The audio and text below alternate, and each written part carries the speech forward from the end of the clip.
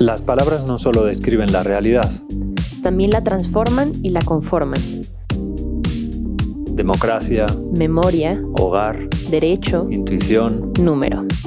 En este podcast, cada semana conversamos con un especialista diferente sobre una palabra clave para comprender el mundo.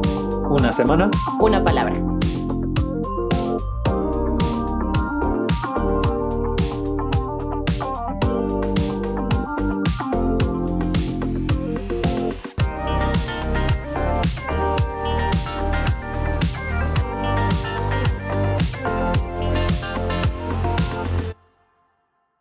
No sabemos si hay una senda a la felicidad, pero lo que sí sabemos es que si ésta existe, es esquiva. De todas formas, esto no nos detiene de seguirla buscando todos los días. En el episodio de hoy escucharemos los consejos de grandes pensadores y los datos que arrojan las encuestas de opinión. Este episodio va a ser distinto. En este momento, nuestra colaboradora Margarita Tarragona está organizando un evento, en el cual también se encuentra Javier y Alejandro Moreno. Este evento hablará de la felicidad desde tres perspectivas distintas: la filosofía, con Javier; la psicología positiva, con Margarita; y finalmente, nuestro invitado especial será Alejandro Moreno. Él es doctor en ciencia política de la Universidad de Michigan, un gran especialista en México sobre las encuestas de bienestar y miembro del Sistema Nacional de Investigadores Nivel 3. Pero antes de ir a escucharlos a ellos, queremos escuchar las opiniones de las matemáticas. Bueno, mira, la felicidad en matemáticas es muy peculiar. Cuando uno hace investigación, llega al límite del conocimiento. Y entonces ahí es donde uno demuestra o hace alguna actividad que va a colaborar con el conocimiento general. Eso hace que la persona que hace esa demostración nueva, que nadie ha hecho nunca antes, pues le cree una felicidad infinita, inmensa, pero pasajera. ¿Por qué pasajera? Porque una vez que terminó de demostrar ese teorema, se va a abocar a demostrar otro teorema. Y esa felicidad además no la puede compartir con casi ninguno de sus colegas porque es algo muy especializado. Entonces es muy difícil que esa felicidad se comparta con el público en general. Pero hay otra felicidad que también existe en las matemáticas y que me parece que compartimos con muchas otras áreas. A mí me encanta dar clases y yo enseño para que aprendan. Entonces, explicar algún tema difícil, explicar algún tema que hay que ponerle mucha cosecha tuya, poner mucho de lo que tú entiendes de ese tema y ver que eventualmente un alumno le ves esos ojos brillantes de que entendió, de que se siente satisfecho. Bueno, esa es una felicidad que además sí comparte uno con los alumnos. Entonces, las felicidades en matemáticas son varias, a distintos niveles y enormes. Los matemáticos, la verdad, somos felices. No soy matemática, evidentemente, ni nunca he hecho investigación de Pero matemáticas. eres feliz. Soy feliz, pero recuerdo esta sensación cuando estaba en las clases de matemáticas y tocaba empezar a estudiar para los exámenes, y entonces estudiamos una semana y era hacer ejercicios y ejercicios y ejercicios, y tiene algo que una vez que ya lo agarras un poquito bien, me calmaba muchísimo y me sentía tan bien cada vez que sacaba la respuesta, la comprobaba y estaba bien. Era una sensación, es hermosa. Es que no hay cómo entender las cosas. Sí. Es decir, vivir sin entender es no vivir. Mientras más sabe uno matemáticas, más entiende nuestro entorno y más entiende el mundo y vives más feliz. Ahora voy a salir con mis compañeros a hacerles esta misma pregunta. ¿Qué recomendaciones nos pueden regalar para ser felices? Una recomendación que podría dar sería seguir tus sueños y siempre hacer como todo con lo que te sientas como más cómodo, independientemente de si es algo como que todo el mundo espera de ti o si es algo que se sale un poquito de los parámetros. Siempre y cuando como que busques perseguir tus sueños, yo siento que ese sentimiento como de realización va a lograr que tú te sientas feliz. Darme tiempo para conocerme y aparte estar con mis amigos, pero pues también para pues ponerme pilas, ¿no? Creo que en el ITAM con tanta presión y tanto trabajo forma parte de mí. Ajá, sí. Gracias. De nada. Una muy buena recomendación para ser feliz es no tomarte tan en serio las cosas y siempre hacer espacio para lo que sea que te haga feliz. A mí me hace feliz estar con mis amigos y con mi familia. Entonces siempre es importante hacer espacio para eso. Gracias. No busques el amor, deja que el amor te encuentre. Aquí nos salió muy sabio el hombre, pero más inmediatamente unas buenas rolas siempre ayudan. Sí, muy de acuerdo.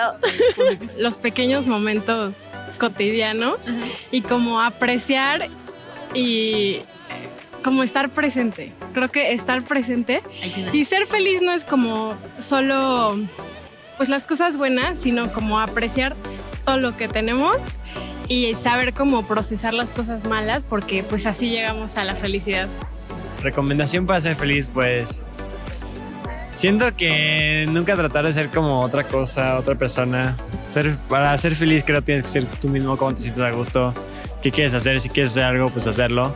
No importa si lo dudas o no, hacer las cosas aunque tengas miedo, hacerlas con miedo.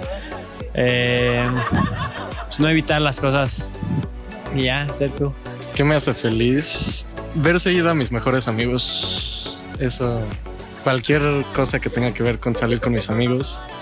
Meditar me hace muy feliz. Esa es una buena recomendación. Uy, ¿qué me hace feliz? Ver a mis amigos, poder convivir con ellos, jugar.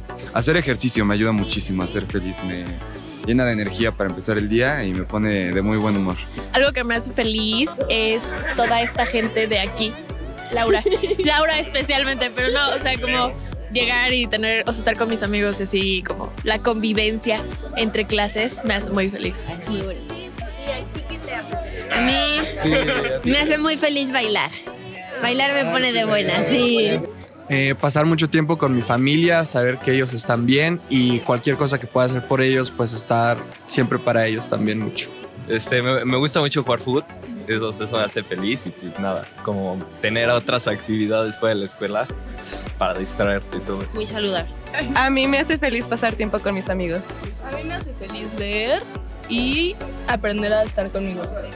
A mí, yo creo que van a hacer ejercicio, o sea, como que siento que darte tiempo para estar, o sea, como fuera del ITAM, fuera de estar como en tareas, date tu tiempo. Yo creo que a mí como priorizar las como actividades, o sea, como a veces si necesito estar con mis amigos o tiempo para mí misma, más o menos. Ok, mis amigos me hacen feliz y me da felicidad estar, pues tener muy claro que lo que estoy haciendo ahorita me va a ayudar en lo que quiero hacer en 10 años. Vale, muchas gracias. Después de haber escuchado todas estas recomendaciones, esperemos alguna de estas les pueda servir a ustedes, pero ahora ya está comenzando el evento, así que vamos a escuchar qué nos pueden decir los expertos. Y el título de esta charla es Felicidad, 3 perspectivas, en la que queremos compartir, obviamente, las perspectivas de nuestras disciplinas sobre este tema tan importante. Hoy, el ITAM por primera vez celebra el Día Internacional de la Felicidad, que es el 20 de marzo. El Día Internacional de la Felicidad lo instituyó la ONU hace 10 años para poner el foco sobre la importancia del bienestar subjetivo de las personas en todo el mundo, así como es importante acabar con la violencia, acabar con la pobreza, mejorar los servicios de salud, cuidar la ecología. Entre los objetivos de desarrollo sustentable de las Naciones Unidas está también promover el bienestar subjetivo, la felicidad de las personas alrededor del mundo. Nuevamente, muchas gracias por estar aquí y vamos a empezar por el doctor Javier Martínez Villarroel. Hola, muchas gracias Margarita por la presentación y sobre todo por la invitación. Cuando me dijiste, ay, me da un poco de pena ponerte a trabajar con todo el trabajo que tenemos, y creo que al contrario, que justamente que este tipo de charlas sean obligatorias incluso, o que tú me hayas dejado esta tarea de preguntarme qué es la felicidad, creo que son las tareas más importantes de nuestra vida, ¿no? Entonces, en ese sentido, gracias por la organización y la tarea, ¿sí? ¿Cómo hablar de la felicidad desde un punto de vista filosófico? Bien, esto es algo muy difícil y dije, ¿qué voy a presentar? Voy a tratar de resumir la historia de la filosofía en 15 minutos. Me voy a centrar en Aristóteles, en Platón, en Kant. ¿Qué hago? Y dije, pues bueno, trataré de compartir algunos consejos que me doy a mí mismo, que no les doy a ustedes, que me los doy a mí mismo, y que he encontrado leyendo filosofía. ¿Sí? Primero, la felicidad no es una meta, aunque nos lo diga la Agenda 2030. La felicidad no es la meta. La felicidad es un estado. La palabra griega que nosotros traducimos por felicidad es la palabra eudaimonía. Y como muchos de ustedes saben, ¿de dónde procede esta palabra? Procede del prefijo eu, que aparece, por ejemplo, en la palabra eutanasia, que significa buena muerte, thanatos, muerte, eu, buena, y de otra palabra que si pensamos tantito e imaginamos, podríamos hallar en el español. Daimon se parece mucho a la palabra demonio. Para nosotros tiene una connotación negativa, pero originalmente la palabra daimon en griego significaba espíritu. Por lo tanto, la palabra que utilizaban los griegos para decir felicidad, eudaimonía, significa literalmente buen espíritu. Buscar la felicidad, por tanto, no es buscar una meta que alcanzar, sino preguntarnos si tenemos buen espíritu para enfrentarnos a determinadas circunstancias. ¿Sí? Recuerden, por ejemplo, que a Sócrates le hablaba su daimon. Segundo consejo que podemos encontrar, ahora no en Grecia, sino en Roma, cuando hablamos de la felicidad. Tú no puedes escoger tu destino. Lo que puedes decidir es cómo enfrentarte a tu destino, cómo navegar en el mar en el que te toca navegar. Esta idea la desarrollaron sobre todo aquellos filósofos que pertenecieron a la escuela del estoicismo. Habrán oído hablar de Marco Aurelio, que fue el emperador filósofo, para algunos el último gran emperador romano, o por supuesto de Séneca, seguramente el filósofo nacido en España más relevante, en la actual Sevilla, en Hispalis, o Cicerón. Todos ellos eran estoicos y acostumbraban o estaban muy influidos por el estoicismo. Y acostumbraban a utilizar una serie de metáforas para justamente explicar este punto que les estaba compartiendo. El piloto demuestra que es buen piloto ¿cuándo? ¿Cuando el mar está en calma? No, eso es muy fácil. Cuando hay tempestad. El soldado, ¿cuándo demuestra que es buen guerrero? ¿Cuando estamos en paz? No, cuando es momento de entrar en batalla, ¿sí?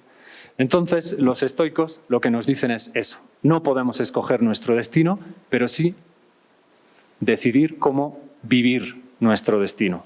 Hay circunstancias que no se pueden cambiar, pero lo que podemos cambiar es nuestra actitud en tales circunstancias. En ese sentido, nos hablaban de una suerte de habitante del pecho que tenemos todos y con el que debemos estar en constante contacto. Ahorita platicaremos quizás de ello un poco. Tercer momento que me gustaría rescatar, o tercer consejo que rescato de esta lectura rápida, rapidísima, de la historia de la filosofía. Primero, para los que llegaron tarde, la felicidad no es una meta, es un estado. Segundo, no puedes escoger tu destino, puedes escoger cómo vivir tu destino. Tercero, la alegría es la llave de lo sagrado, o como empieza un evangelio gnóstico, el evangelio de la verdad es gozo.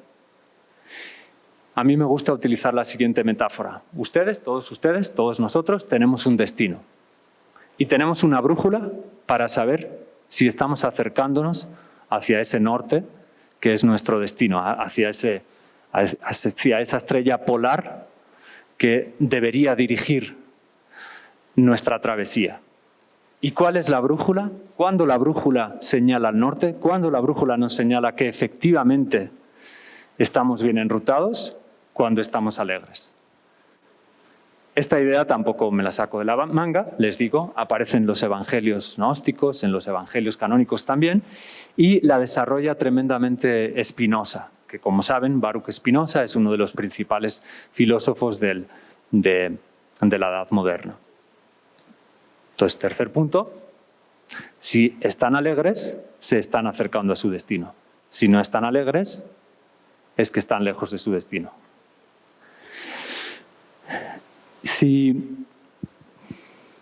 Cuarto consejo que yo me topo, para mí, no sé si para ustedes, quizás no, al leer la historia de la filosofía. Continuando con Spinoza. Spinoza nos dice que ser feliz consiste en desarrollar nuestras potencialidades. Nosotros somos en acto, pero somos en potencia. ¿Sí? Quizás estamos llamados a ser grandes artistas o grandes amigos o grandes parejas o grandes lo que ustedes quieran. Ese llamado, esas semillas que han sido sembradas en nosotros, debemos desarrollarlas. ¿Y cómo debemos desarrollarlas? Pues cultivándolas, regándolas, atendiéndolas, etcétera, etcétera. Claro, lo difícil consiste en saber cuáles son esas semillas que tenemos que desarrollar, ¿no?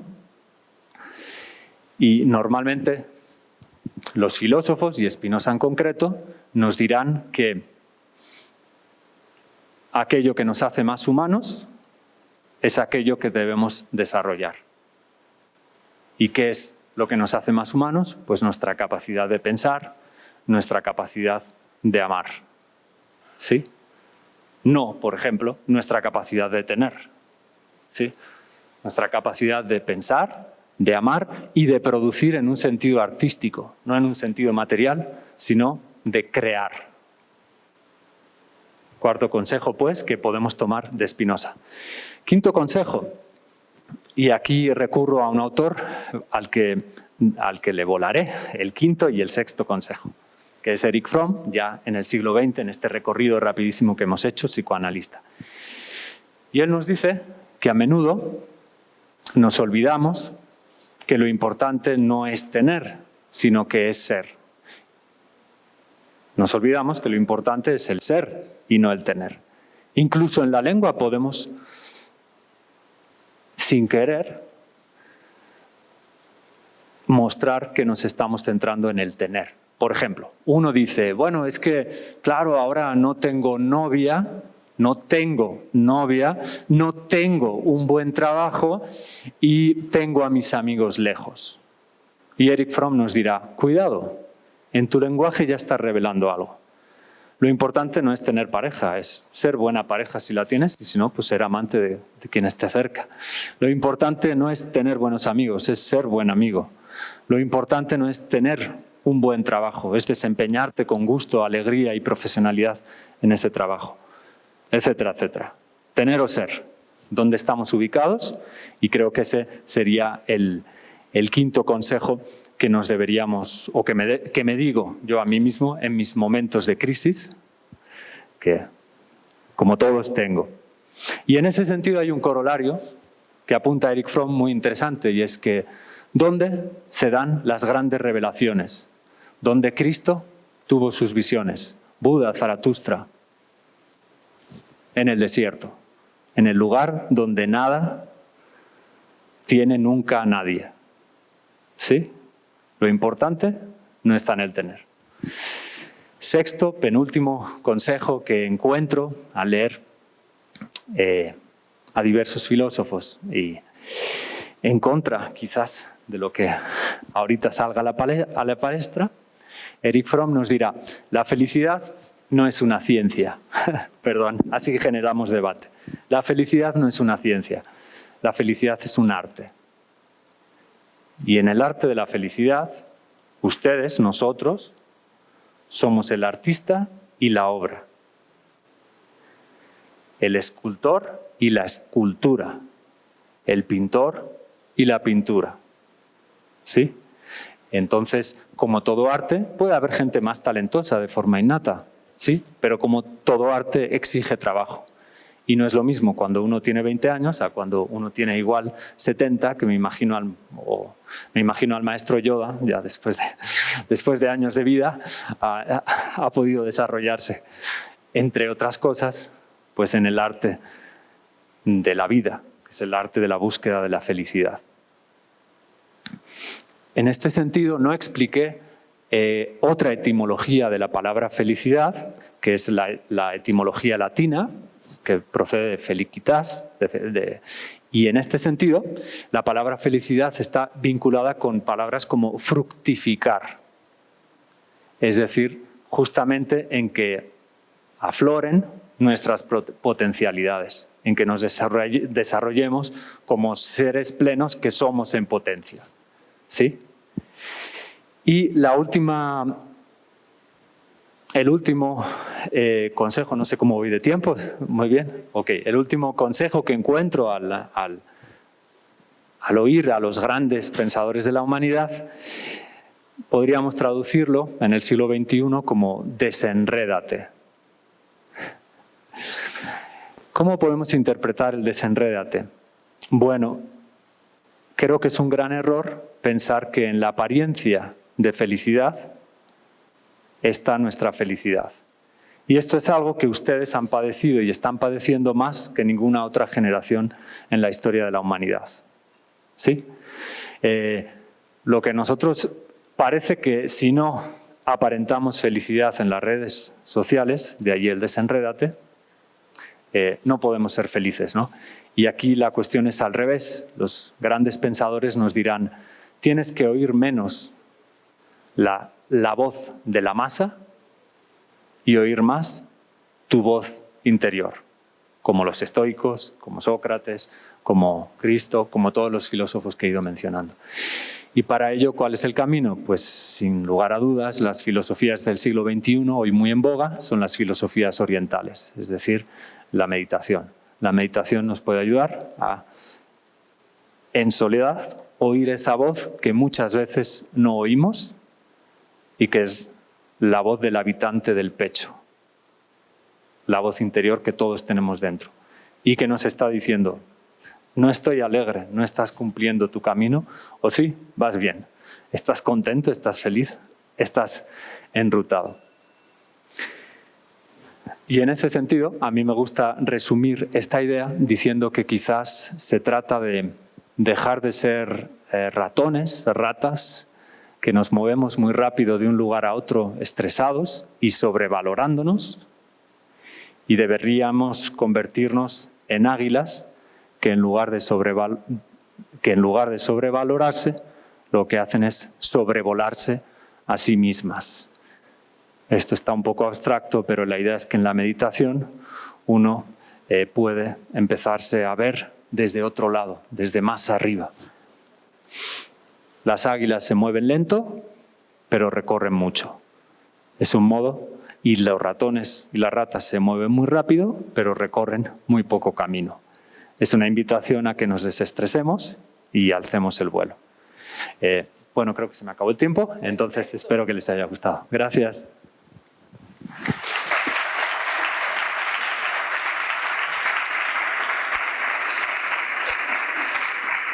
Muchas gracias, Javier. Fascinante. Tantas cosas. Me imaginé un curso o un libro, que cada capítulo sea uno de los consejos que tú te das de la filosofía para la felicidad. Muchísimas gracias. Y ahora tenemos con nosotros al doctor Alejandro Moreno. Alejandro, adelante. Muchas gracias. Muchas gracias, Margarita, por la invitación. Un placer estar en este panel. Y no solo por la invitación, sino por hacernos conscientes de que de hecho hay un día de la felicidad. Uno está acostumbrado a decir feliz Navidad, feliz cumpleaños, pero creo que es la primera vez que les voy a desear, y se los deseo a todos ustedes, un feliz día de la felicidad. No estaba consciente de ello. Nos pidió Margarita dar la perspectiva de nuestro expertise profesional. Y bueno, digamos, la provocación de Margarita fue: tú como politólogo, platícanos un poco esa perspectiva, pero yo aquí confieso que por lo menos tengo dos perspectivas profesionales. La de politólogo, que me lleva a pensar en relaciones de poder, instituciones, regímenes políticos, procesos históricos de desarrollo institucional, y cómo todo eso puede o no afectar la felicidad de los seres humanos. Por ejemplo, si las democracias tienen gente más feliz o no, o si el desarrollo económico impacta en la felicidad o no, o si, por ejemplo, sociedades con un estado de bienestar impactan en el bienestar subjetivo o no. Y me parece muy interesante, pero a ver, hay otra pregunta previa que nos va a llevar a esas relaciones de instituciones, regímenes, niveles de desarrollo, y que tiene que ver con esta otra perspectiva de investigador de opinión pública o de encuestador, que es, ¿podemos medir la felicidad? Está algo tan filosófico, tan abstracto. Y la verdad es que, bueno, nos aproximamos por medio de encuestas a tratar de medirla, desde indicadores que tienen muchísimos componentes, como los que utiliza la psicología, y aquí ya probablemente Margarita nos hable de ello, pero incluso con una sola pregunta, planteándole a la gente, preguntándole, ¿usted es feliz? Por ejemplo, si yo les preguntara, les hiciera una mini encuesta, ¿son felices? Y me dicen sí o no, o a lo mejor no es nada más sí o no, sino ¿qué tan felices son? Mucho, muy felices, algo, poco, nada. O en una escala del 1 al 10, ¿qué tan felices son? Y es el tipo de métricas que se han utilizado, por lo menos desde hace 40 años, en estudios internacionales para tratar de representar. Y lo que hemos visto a lo largo de estas 4 décadas, por lo menos, es que esas respuestas de felicidad se correlacionan muy bien con otros aspectos que teóricamente esperaríamos que impacten en la felicidad. Por ejemplo, la encuesta mundial de valores, que se empezó a hacer hace 40 años y que hoy se hace en más de 100 países del mundo y que representa más del 90% de la población mundial, nos arroja unas correlaciones impresionantes entre instituciones, formas de gobierno, niveles de desarrollo económico y niveles de bienestar subjetivo, felicidad, satisfacción con la vida, pero también nos indica que depende de cada cultura. Hay culturas donde decir soy feliz es socialmente aceptable, en otras no. Y entonces ahí también se esconden niveles reales de felicidad o se sobreestiman, como por ejemplo la mexicana es una sociedad en la que lo esperable es decir sí soy feliz. Cualquier otra cosa suena raro, incluso si ustedes en los pasillos hoy en día que estamos aquí de vuelta otra vez celebrando que estamos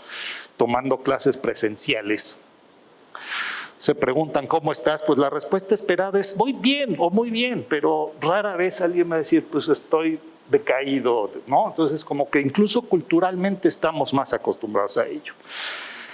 Yo lo que quiero es mostrarles algunos resultados de encuestas, primero de la Mundial de Valores, muy breve, por supuesto, dentro de los tiempos, porque hay mucho aquí que decir, para que vean un poco cómo ha evolucionado el tema de la felicidad en los últimos 40 años, con qué se relaciona, pero otro también con una serie de tiempo más frecuente, pero más reciente, periodística, de encuestas que hemos recopilado en tiempos recientes, para ver si la pandemia nos ha afectado el estado de ánimo y nuestra felicidad o no. Entonces, si me permiten, voy a tratar de ser lo más esquemático aquí. Las barras que ven en esta gráfica es el porcentaje de mexicanos, mexicanas a nivel nacional que nos dicen que son muy felices. Si ven en 1990-96 era poquito relativamente, crece hacia el 2000, 2005, 2012, y luego hay un pequeño, digamos, deslizamiento a la baja. Hay otros indicadores aquí que tienen que ver con esto, se mueven algunos parecidos, por ejemplo, el porcentaje de mexicanos que le da importancia al tiempo libre.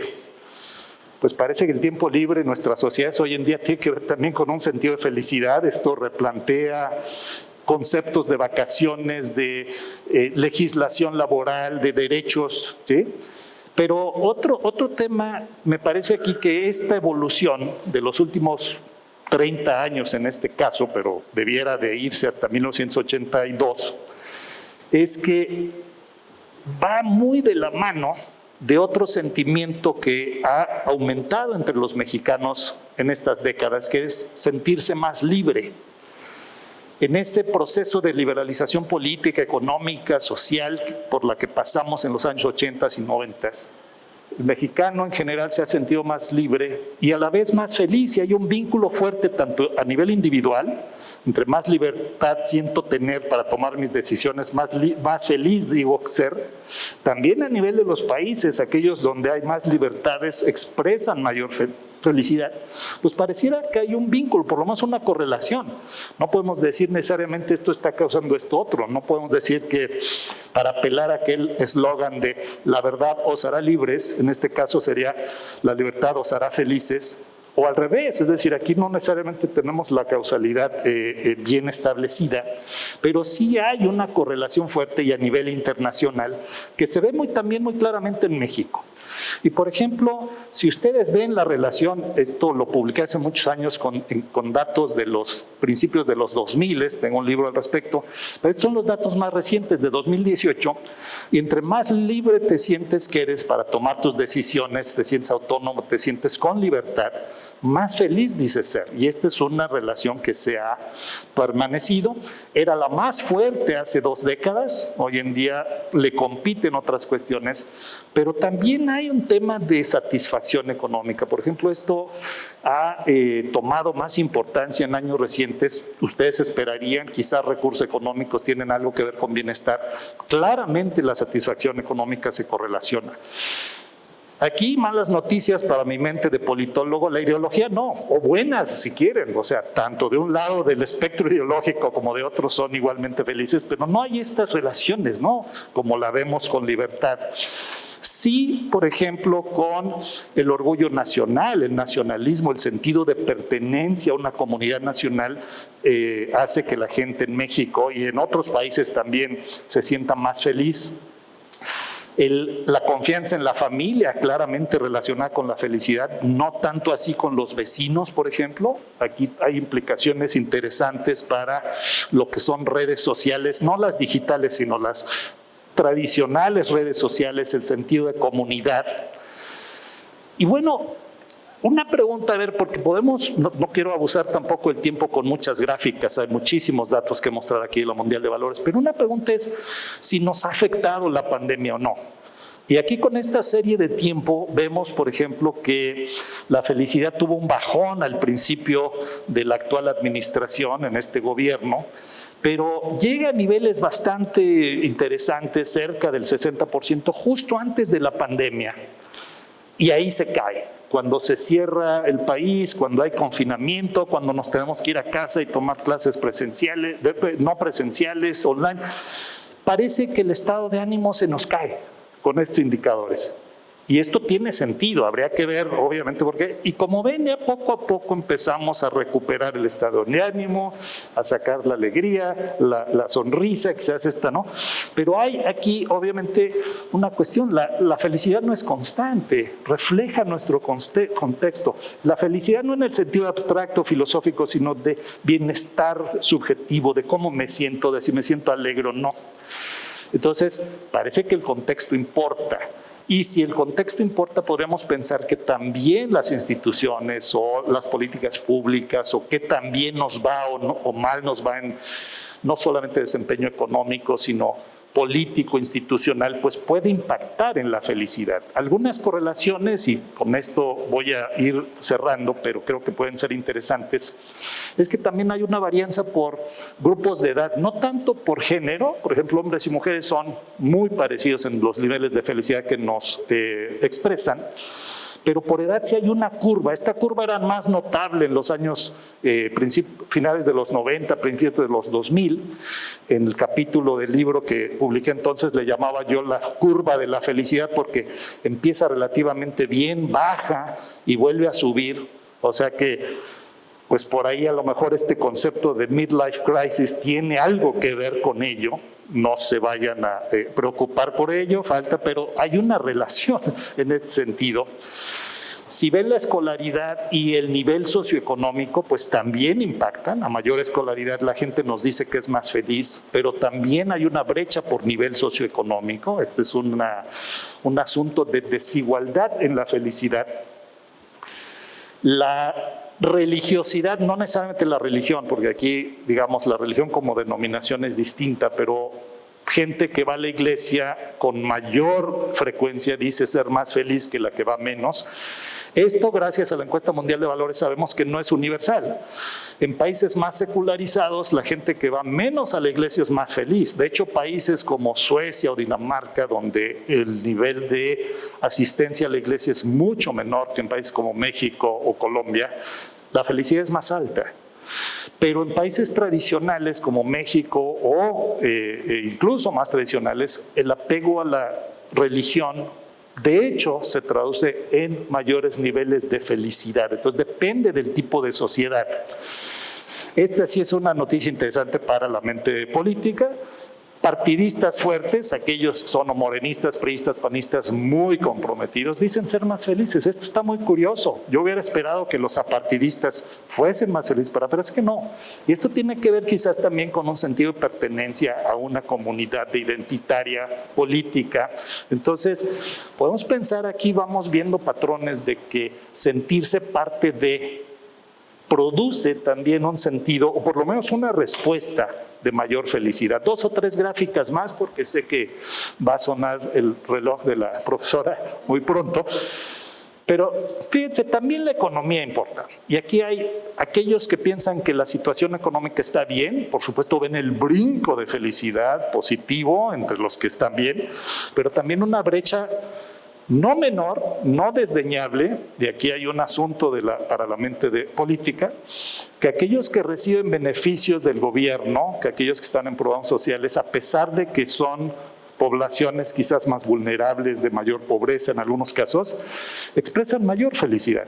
Otra vez, aquí no estoy estableciendo una causalidad entre recibir beneficios y lo otro. A lo mejor hay otras características que influyen, pero sí tenemos aquí una brecha de los beneficiarios y no beneficiarios de programas sociales muy interesante. Hace rato hablaba del estado benefactor o del estado de bienestar, y no lo había pensado como el estado del bienestar y su impacto en el bienestar subjetivo, ¿no? Hay, de hecho, en este modelo escandinavo de bienestar, niveles de felicidad de las más altas a nivel mundial. Y bueno, lo dejo allí porque hay muchas otras variables, como verán, desde a qué equipo le vas del fútbol, cómo te está yendo la temporada, cosas así que impactan. Entonces, la idea detrás de todo esto es que la felicidad tampoco es un punto fijo, no es constante. Es algo que efectivamente puede variar por características, por contextos, por sucesos, por lo que suceda. Y simplemente cierro con esta reflexión. ¿Es posible o no medir la felicidad? Con lo bien o mal que lo hemos hecho hasta ahora en estos estudios internacionales, las correlaciones que nos dan con otros aspectos creo que tienen mucho que agregar a una buena reflexión de felicidad. Y obviamente la pregunta práctica sería, si podemos entenderla, y estas respuestas de felicidad sí son un proxy de que la gente se siente bien, de que no es un malestar. Y encontramos los correlativos y no necesariamente las causas, pues probablemente también la felicidad no dependa solamente de mí, sino de acciones colectivas, institucionales, de gobierno, etcétera. Es decir, ambas, ¿no? Con esto no estoy menospreciando, no, por supuesto, depende mucho de mi actitud, de mi inner yo, como dice el profesor. Pero, ¿y qué tal si se puede volver un bien colectivo, un bien público? Cierro con esa reflexión, con la perspectiva de politólogo, porque hasta hace muy poco, probablemente un par de décadas, y aquí me corregirán, la atención de los indicadores mundiales era en datos duros, el PIB, la desigualdad, el Gini, etc. Y de repente empezamos como instituciones, tanto nacionales como internacionales, en decir, a ver, también es importante saber cómo se sienten las sociedades y tratar de medir su bienestar subjetivo, su felicidad, es importante, pero a su vez implica que medirlos quiere decir que la acción pública puede también impactarlos. Lo dejo allí, no tengo una respuesta al respecto, hay toda una literatura sobre ello, pero creo que mi tiempo se ha terminado. Gracias.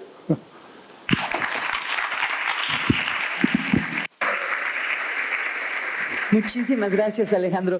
Al escucharte pensaba, qué suerte tenemos en el ITAM de tener uno de los grandes expertos internacionales en la medición del bienestar subjetivo. Ojalá esto inspire a muchos alumnos, por ejemplo, a hacer sus tesis sobre temas relacionados con estos temas, con esto.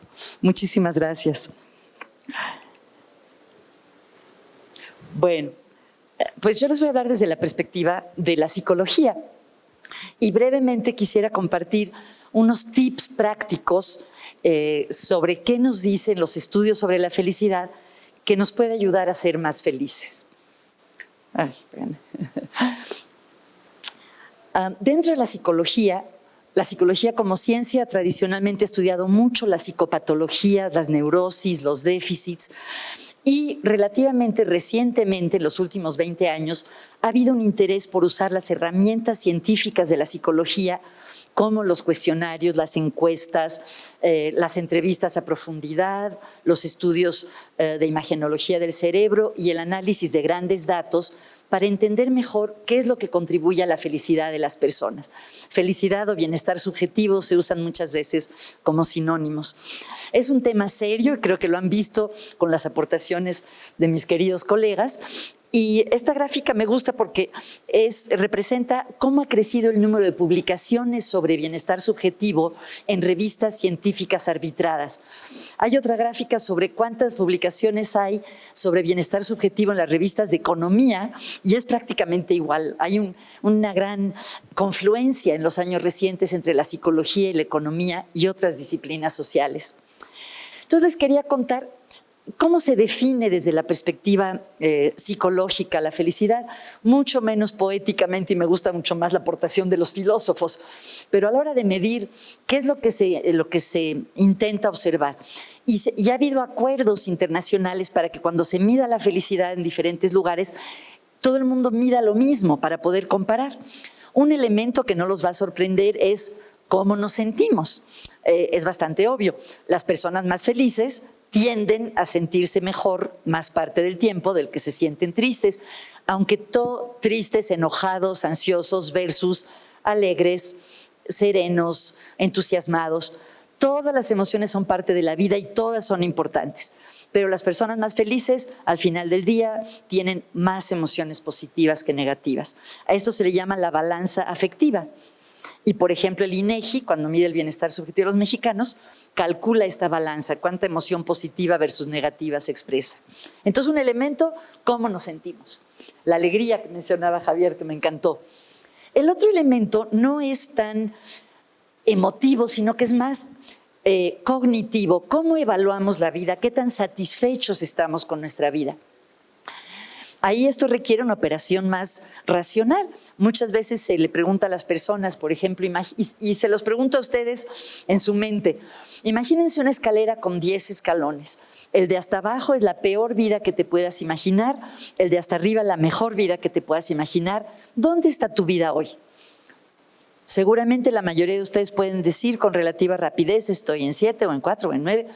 Esto no es tanto cómo nos sentimos, sino cómo comparamos lo que pensamos que puede ser nuestra vida con nuestra vida. Los que son mis alumnos, esto ya lo hemos visto mucho en clase, les agradezco su paciencia y presencia que sirva de repaso. Y el tercer elemento, que algunos incluyen y otros no, tiene que ver con tener sentido, sentir que nuestra vida vale la pena, tiene sentido y un propósito. También lo mencionaba en su ponencia Javier, esta idea de fructificar, de desarrollar nuestras capacidades. El contribuir es un factor muy importante. Entonces, estos son como los 3 ingredientes principales.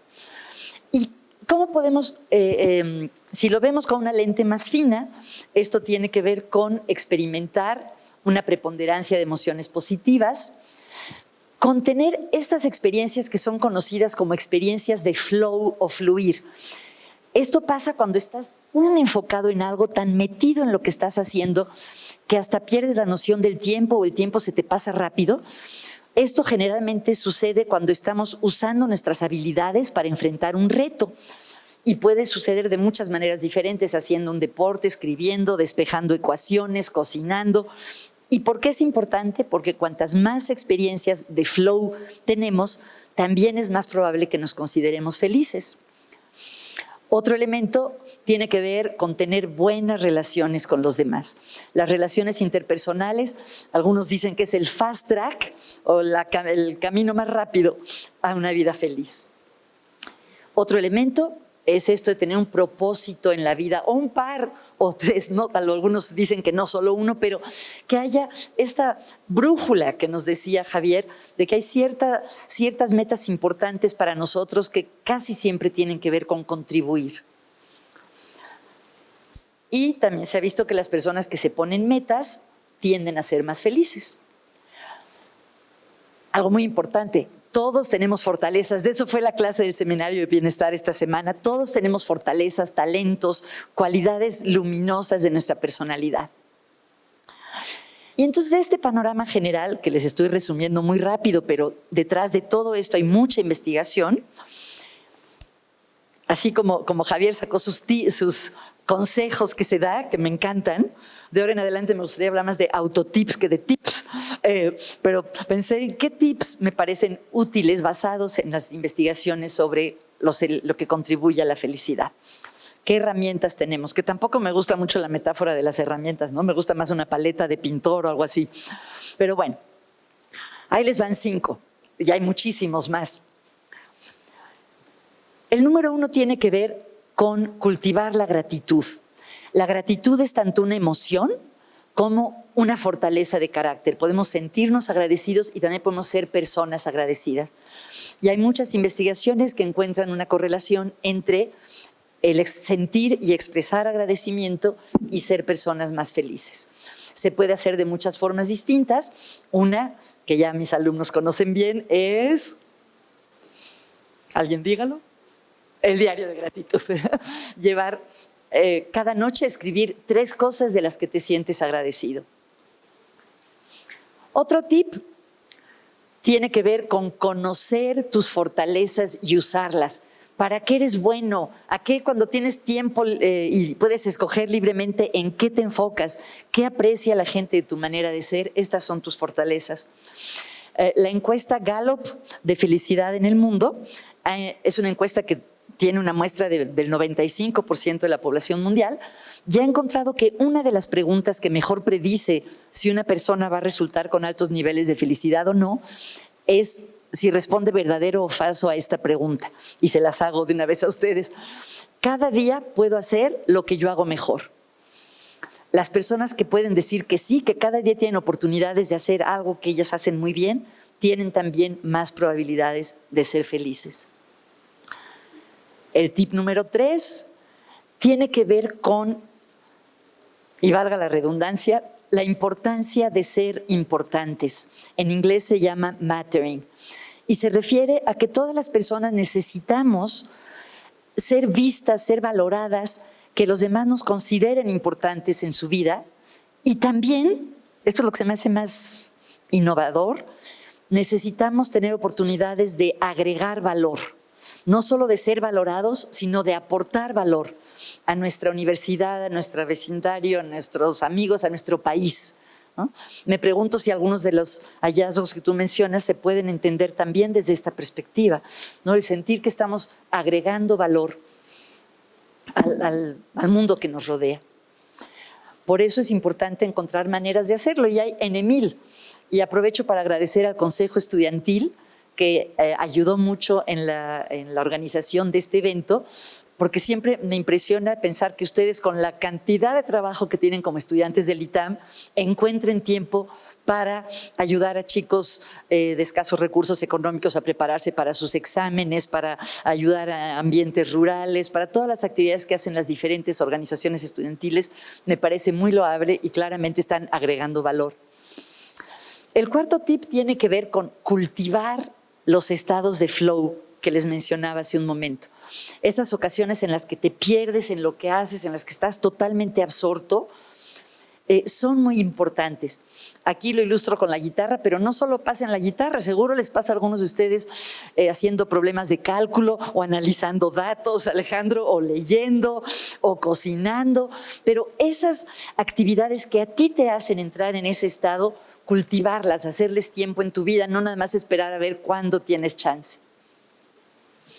Y por último, esto seguramente no les va a sorprender, a lo mejor nada de lo que estoy diciendo les va a sorprender, pero la importancia de movernos, de hacer ejercicio.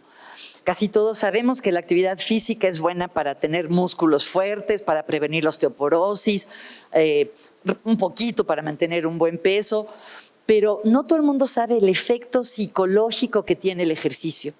Se ha visto que hacer ejercicio aeróbico 5 días a la semana tiene un efecto contra la depresión comparable al de las medicinas antidepresivas. Siempre les digo a mis alumnos, no quiere decir que dejen de tomárselas si alguno de ustedes está tomando medicinas, pero sí que realmente tiene un impacto muy significativo en nuestro bienestar psicológico. Y no solo es ir al gimnasio o estar en el equipo, que qué maravilla si lo están, pero no hay que minimizar la importancia del movimiento natural en la vida. Estacionar el coche lejos y caminar, subir las escaleras, subir las bolsas del súper, si les gusta la jardinería, pasear al perro, esos pequeños ratitos de ejercicio también son importantes. Gracias a todos y pues que pasen un muy feliz día.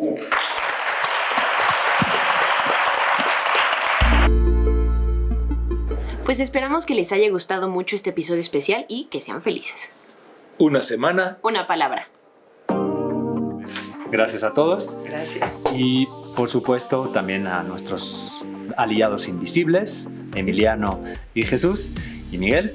Ya saben, este programa no habría sido posible sin la colaboración del Departamento Académico de Lenguas, el CARLE, el Centro ITAM de Estudios del Bienestar, el Departamento de Matemáticas y la Dirección de Desarrollo y Comunicación Institucional del ITAM.